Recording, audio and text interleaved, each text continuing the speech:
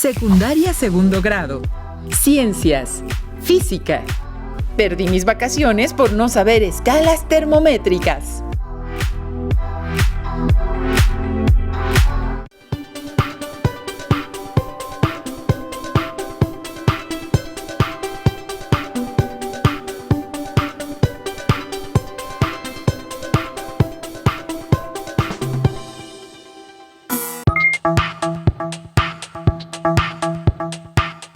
Sean bienvenidas y bienvenidos todas y todos a Aprende en Casa 2. Esta sesión corresponde al campo formativo de Ciencias Física. Recuerden que no necesitan ser expertos para desarrollar su pensamiento científico a través de un modelo educativo a distancia. Nos acompaña en esta sesión la maestra Eva Vilchis González, quien nos ayudará a aprender nuevos e interesantes conceptos. Bienvenida, maestra. Gracias, Enrique. Me da mucho gusto compartir con ustedes esta sesión. Antes de iniciar, recuerden que hay que lavarse las manos continuamente y usar cubrebocas para llegar pronto al semáforo verde. Analizaremos la utilidad de los termómetros, así como las escalas termométricas y las diferencias que existen entre ellas. El título de esta sesión es Perdí mis vacaciones por no saber escalas termométricas. Les recuerdo que es muy importante participar en las actividades de esta sesión y sugiero que tengan a la mano su cuaderno y lápiz o bolígrafo para anotar las ideas principales, preguntas y reflexiones. También consulten su libro de texto para saber más del tema. Muy bien, Enrique. Para entrar en contexto, ¿qué te parece si revisamos el siguiente video, en el cual podemos ver un poco de la evolución de los termómetros? ¡Excelente, maestra! ¡Corre video! Estamos en el año de 1592, justo cuando se inventó el termoscopio. Este instrumento consistía en un tubo conectado a una esfera. Esta se calentaba con las manos y el tubo se colocaba en una especie de vaso que tenía agua y alcohol. El nivel del líquido se elevaba al enfriarse la esfera. Con el termoscopio se podía comparar la temperatura de dos objetos, pero este aparato no era preciso. Algunos materiales tienen la propiedad de dilatarse, es decir, que aumentan su volumen al elevar la temperatura, como el mercurio. Esta característica fue la clave para construir un termómetro. El termómetro de mercurio es el más conocido y usado para medir temperaturas cercanas a la temperatura ambiental.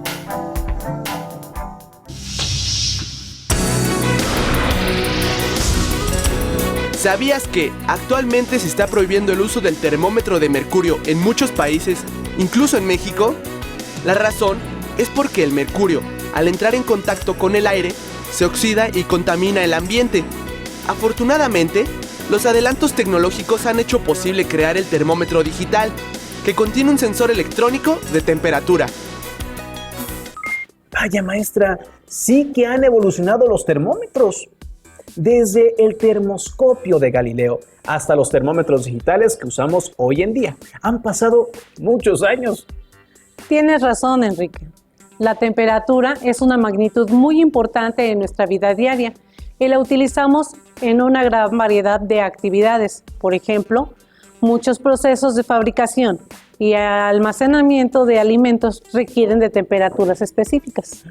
Tiene razón, maestra. Otra temperatura que nos interesa mucho es la del ambiente, para saber cómo estará el clima. Y en este momento nos importa mucho conocer la temperatura de nuestro cuerpo. Este es un factor que puede indicar si una persona padece alguna enfermedad. Maestra, quisiera que me ayudara a responder un par de preguntas que me hizo mi hermano y que no supo bien qué responderle yo. Estoy seguro que usted me puede ayudar a aclararlas. Mi hermano me preguntó si es lo mismo calor y temperatura y si la temperatura se mide igual en todos los países. Son preguntas muy interesantes. Alumnas y alumnos que nos ven desde su casa, ustedes también háganse esas preguntas y respóndanlas en su cuaderno. Recordemos, las preguntas estas fueron: ¿es lo mismo calor y temperatura? ¿La temperatura se mide igual en todos los países? Espero que mi hermano esté poniendo mucha atención en la casa. Para responder las dudas de tu hermano, primero debemos recordar qué es el calor. Enrique, en sesiones anteriores se ha discutido qué es el calor. ¿Tú lo recuerdas? Creo que sí, maestra. Recuerdo que el calor es energía en tránsito. También recuerdo que si le suministramos calor a un objeto, aumentará la cantidad de energía cinética que tiene sus partículas. Muy bien, tienes razón. El calor es una forma de energía que hace que se incremente la energía cinética de las partículas de un objeto. Y para medir la cantidad de energía cinética que tienen esas partículas, usamos el termómetro. Entonces, ¿la temperatura está relacionada con la energía cinética de las partículas? Así es. La temperatura nos indica el promedio de la energía cinética de las partículas. Vamos a realizar un sencillo experimento que nos ayudará a comprender las diferencias que existen entre calor y temperatura. Excelente, maestra. ¿Qué vamos a necesitar para este experimento? Aquí tengo 2 recipientes con agua. Enrique, te voy a pedir que introduzcas un dedo dentro de cada recipiente y me digas qué es lo que percibes. Vamos a ver.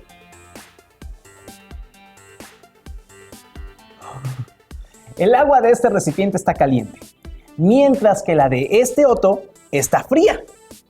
¿Me puedes decir a qué temperatura se encuentran, Enrique? Uy, no, maestra, yo solo percibo que el agua de un recipiente está más caliente que la otra, pero no podría decirle, pues, en qué temperatura está cada uno. Tienes razón. Para conocer la temperatura necesitamos un termómetro. Déjeme ver si entendí. Si yo quisiera calentar agua, debo suministrarle energía para incrementar la energía cinética de sus partículas. A la cantidad de energía que transferimos le llamamos calor. Mientras que para medir la cantidad de energía cinética promedio que tienen las partículas, utilizamos la temperatura. Así es.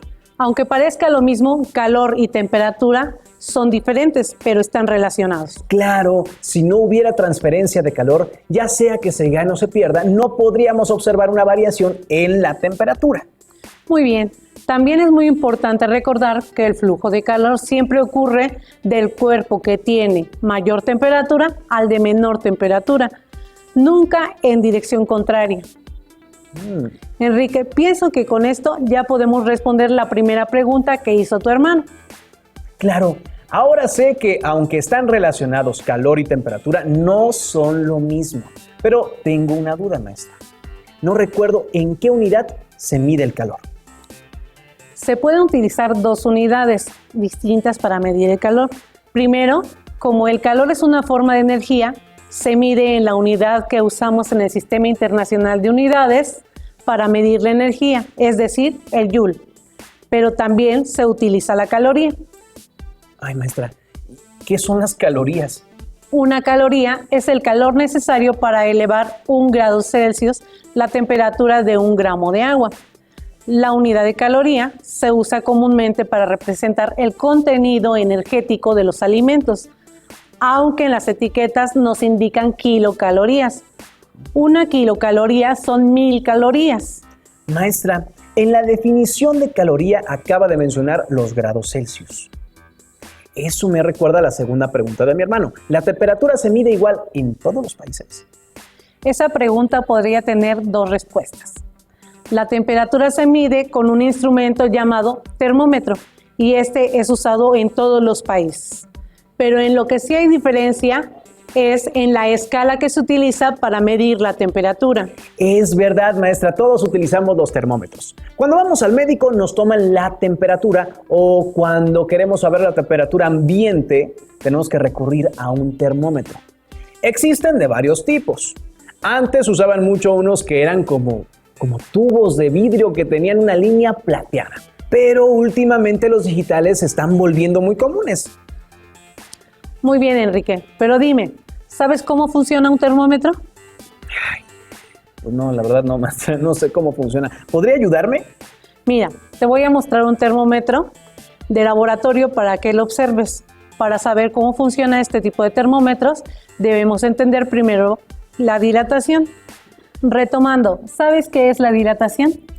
Uy, maestra, ahora sí me agarró en curva. La verdad es que no sé qué es la dilatación. Está bien. Vamos a recordar el modelo de partículas.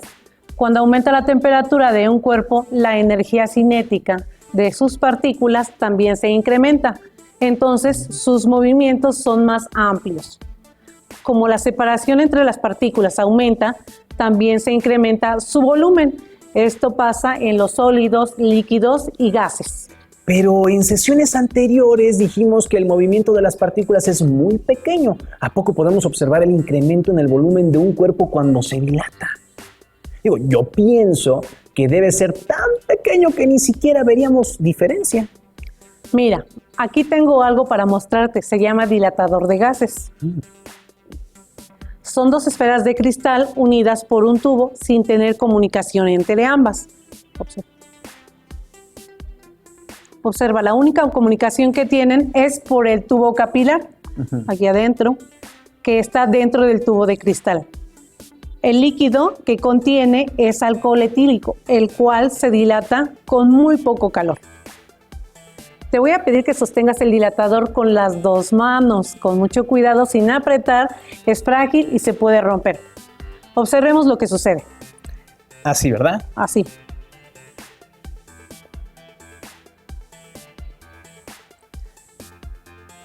Observa el tubo capilar. Eso está muy interesante, maestra.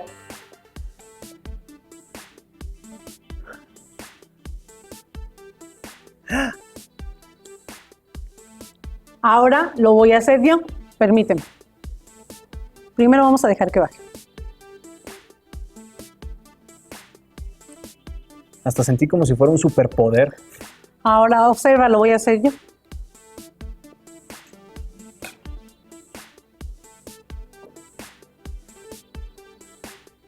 ¿Observas que hay alguna diferencia entre lo que sucedió contigo y lo que sucedió conmigo?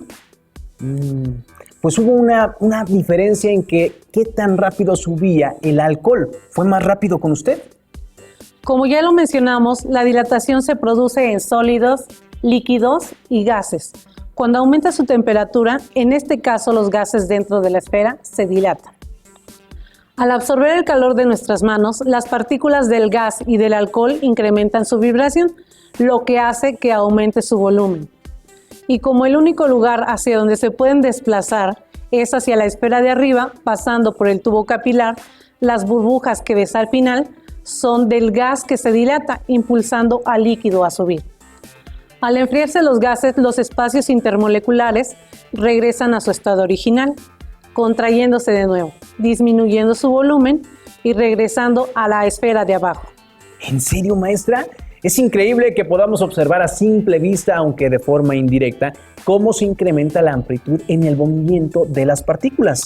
Tienes razón, y esto mismo es lo que pasa dentro de un termómetro analógico de los que eran muy comunes anteriormente. El termómetro es un tubo de vidrio que incluye un bulbo con un tubo capilar en el centro, que contiene mercurio u otros materiales que se dilatan fácilmente, como el alcohol. Cuando la temperatura del objeto cambia, el mercurio se dilata subiendo o bajando, permitiendo medir la temperatura del objeto sobre una escala. Vaya, ahora ya sé cómo funciona un termómetro. Entonces, ahora dígame, maestra, ¿cuáles son las escalas que se usan en los termómetros? Para eso veamos el siguiente video. La temperatura puede medirse en 3 escalas. En México usamos la escala centígrada, también conocida como Celsius, en honor a su inventor, Anders Celsius. En esta escala, los 0 grados corresponden a la temperatura de congelamiento del agua y los 100 grados a la temperatura en que hierve. En los Estados Unidos de Norteamérica se utiliza la escala creada por Gabriel Fahrenheit. 0 grados de esta escala corresponden a 32 grados Celsius y 212 Fahrenheit equivalen a 100 grados Celsius. Existe una tercera escala que se utiliza en la ciencia, creada por William Thomson, mejor conocido como Lord Kelvin. El 0 en la escala Kelvin corresponde a la temperatura en la que las moléculas y los átomos de cualquier material dejan de moverse. Por eso se llama cero absoluto y equivale a menos 273 grados Celsius. Ya sea en grados Celsius o Fahrenheit, el uso del termómetro es importante para medir con precisión la temperatura. Entonces, según lo que acabamos de ver, se utilizan 3 escalas termométricas diferentes: la Celsius, Fahrenheit y Kelvin. Sé que aquí en México la temperatura se mide en grados Celsius, pero maestra, ¿en qué países se utilizan las otras 2 escalas? Actualmente la escala Fahrenheit solo se utiliza en Estados Unidos, Liberia y Myanmar. En el resto del mundo la temperatura se mide en grados Celsius. Entonces, ¿quiénes ocupan la escala Kelvin? La escala Kelvin es utilizada por todos los científicos del mundo. La convención es que siempre que se tenga que reportar una lectura de temperatura, se haga en Kelvin. Estoy muy contento porque con esto se resuelven las dudas de mi hermano. Pero maestra, ¿por qué el título de la sesión es "Perdí mis vacaciones por no saber escalas termométricas"? Con gusto te voy a explicar. Pero primero hablemos sobre la diferencia entre las 3 escalas de temperatura. La escala Celsius se construyó usando como referencia la temperatura a la que se solidifica el agua y se le asignó el valor de 0 grados. Después se midió la temperatura de la ebullición del agua y se le asignó un valor de 100 grados. La distancia entre ambas marcas se dividió en 100 partes. Para la escala Kelvin se utilizaron los mismos puntos que en la escala Celsius, el del congelamiento y ebullición del agua. Pero no se le asignó el mismo valor porque se agregó un tercer punto. Ese punto corresponde a cuando las partículas de una sustancia han perdido toda su energía cinética. O sea que en este punto la materia no tenía temperatura, ¿no es así, maestra? Porque la temperatura mide la energía cinética de las partículas de un cuerpo. Así es, Enrique. Este punto se llama cero absoluto porque no hay una temperatura inferior a ella. En esta escala, el punto de solidificación del agua tiene un valor de 273.15 Kelvin, mientras que la temperatura de ebullición es de 373.15 Kelvin. Por otro lado, en la escala Fahrenheit se midió la temperatura de una mezcla de hielo, agua y cloruro de amonio. La altura obtenida en el termómetro recibió el valor de 0 grados. Luego se mezcló hielo y agua. La nueva altura obtuvo un valor de 32 grados. Por último, Daniel Gabriel Fahrenheit midió su temperatura corporal y a esa altura le asignó un valor de 96 grados. ¿Y quién decide qué valor se le asigna a cada altura o qué cosas usar para medir la temperatura? Básicamente depende de la persona que propuso cada escala. Observemos la siguiente imagen. En ella se pueden ver las 3 escalas comparadas. Vemos que mientras el tamaño de la separación entre los grados en la escala Celsius y Kelvin es igual, los grados Fahrenheit son más pequeños. Tiene razón, maestra. Mientras que entre la temperatura de solidificación y ebullición de agua en las escalas Celsius y Kelvin hay 100 grados, en la Fahrenheit hay 180. Ahora te voy a contar la historia de mi sobrina. Ella se fue de vacaciones a Estados Unidos y al segundo día se empezó a sentir mal, por lo que decidió acudir al médico. Al tomarle los signos vitales, le dijeron que tenía 96.8 grados Fahrenheit de temperatura y le recetaron unos medicamentos. Al escuchar la temperatura que tenía, se asustó mucho pensando que estaba gravísima y se regresó a México sin avisarle a nadie.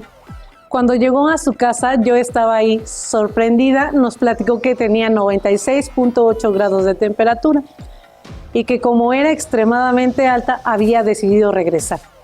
Le recordé sobre las escalas termométricas, explicándole que hay países que no usan la misma escala que en México y que en particular en Estados Unidos se utilizaba la escala Fahrenheit y que 96.8 grados Fahrenheit equivalían a 36 grados Celsius, por lo que su temperatura era normal. Maestra, qué mala suerte. Su sobrina definitivamente no pudo disfrutar sus vacaciones por no saber escalas termométricas. Qué bueno que ya sabemos que hay varias escalas y que tienen distintos valores para la misma temperatura.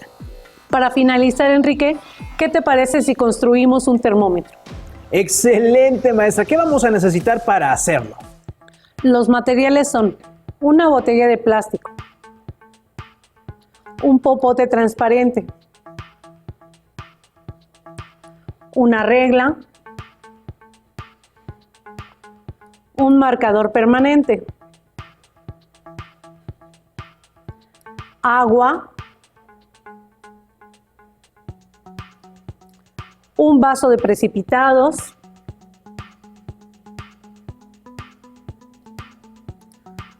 un recipiente grande con agua caliente, un recipiente grande con agua fría, alcohol y colorante vegetal. Maestra, estoy ansioso por construir el termómetro. En casa recuerden que si realizan esta actividad, la hagan en compañía de un adulto. ¿Qué tenemos que hacer ahora, maestra? Primero, con ayuda de un adulto, vamos a realizar un orificio a la tapa de la botella. Aquí. Pero, ¿qué cree, maestra? Yo ya venía preparado y ya tenía uno hecho. Tiene que ser lo suficientemente grande como para que pase el popote. Con ayuda del marcador permanente y la regla, vamos a marcar el popote cada centímetro para que quede como este. Vamos a mezclar el alcohol con un poco de agua y vertimos todo dentro de la botella.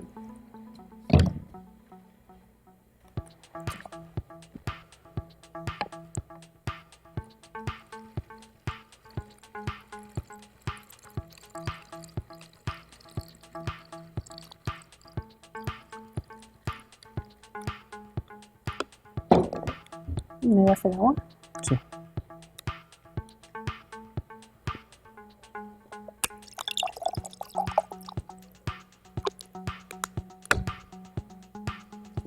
Aquí le vamos a poner un poquito de colorante.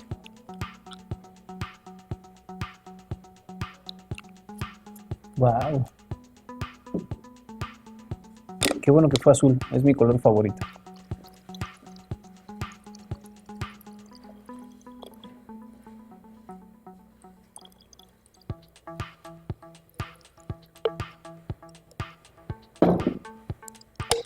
¿Qué necesita, maestra? Ahora lo tapamos.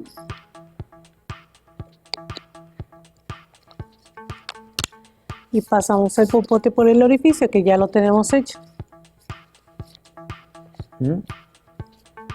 Hay que ponerle plastilina alrededor para ahorrarnos un poquito de tiempo. Ya le pusimos aquí nosotros la plastilina para sellar y evitar que entre aire.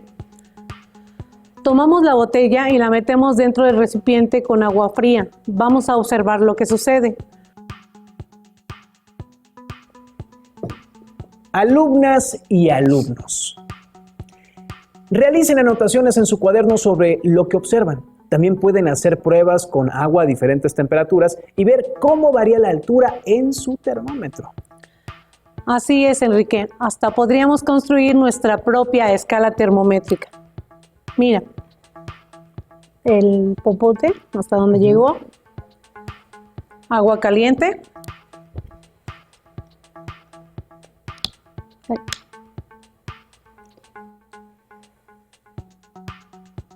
Ligeramente azul. Ligeramente, estaba por debajo de la tapa, nosotros lo podíamos observar, y ahorita está ya un poco arriba, ya la está tapando. Así es. Pues maestra, qué interesante haber construido un termómetro. Ahora, ¿puede imaginar qué sintieron los científicos que propusieron las escalas termométricas que se utilizan actualmente? Bueno, Enrique, con esto concluimos la sesión de hoy. Te agradezco mucho por apoyarme. También le doy las gracias a las alumnas y alumnos el habernos seguido en esta ocasión. Le doy las gracias por su intervención, maestra, en esta sesión del día de hoy. No olviden que si quieren saber más sobre el tema que revisamos hoy o resolver alguna duda que tengan, consulten su libro de texto en el tema correspondiente o fuentes de información confiables. ¡Hasta pronto! Si tienes dudas o necesitas ayuda, llama al Centro de Apoyo Pedagógico a Distancia. El número de teléfono para secundaria es el 55 36 01 71 23. Si requieres consultar los libros de texto en versión digital, recuerda que los puedes encontrar en la página conalitec.cep.gov.mx. Y recuerda que también cuentas con el sitio aprendeencasa.cep.gov.mx, en donde podrás ver nuevamente los videos de los programas y además encontrarás actividades para fortalecer tus aprendizajes.